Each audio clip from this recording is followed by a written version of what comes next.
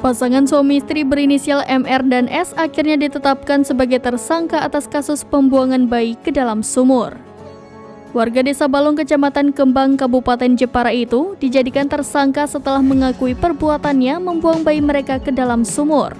Kepada polisi yang memeriksa, pasutri ini juga mengungkapkan peran mereka masing-masing saat melakukan kejahatan tersebut.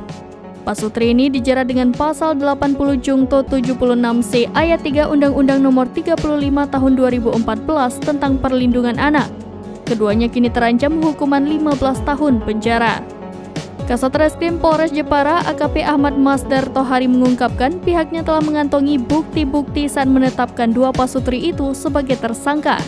Barang bukti yang utama adalah pakaian terakhir yang dipakai bayi tersebut. Korban yang berinisial MHRS itu terakhir kali dipakaikan oleh orang tuanya sepasang baju berkelir orange dengan motif larik-larik yang ada gambar hewan di tengahnya. Saat dia diceburkan ke dalam sumur, MHRS dalam kondisi tertidur dan dibedong oleh kedua orang tuanya dengan selendang berkelir coklat dengan motif batik. Kasat Reskrim menambahkan pengakuan pertama disampaikan S, ibu korban. Ia mengakui telah menceburkan bayi tersebut ke dalam sumur.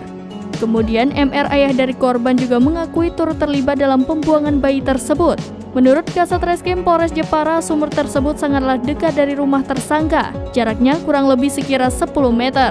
S mengaku tega membuang bayinya ke sumur karena kesal anak keduanya sering menangis atau rewel. Sejak Rabu 17 Mei 2023, anaknya mengalami panas. Di samping itu juga pasutri tersebut mengalami tekanan ekonomi. Diduga mereka putus asa dan mengambil jalan pintas tersebut. Tohari merencanakan pemeriksaan kejiwaan S.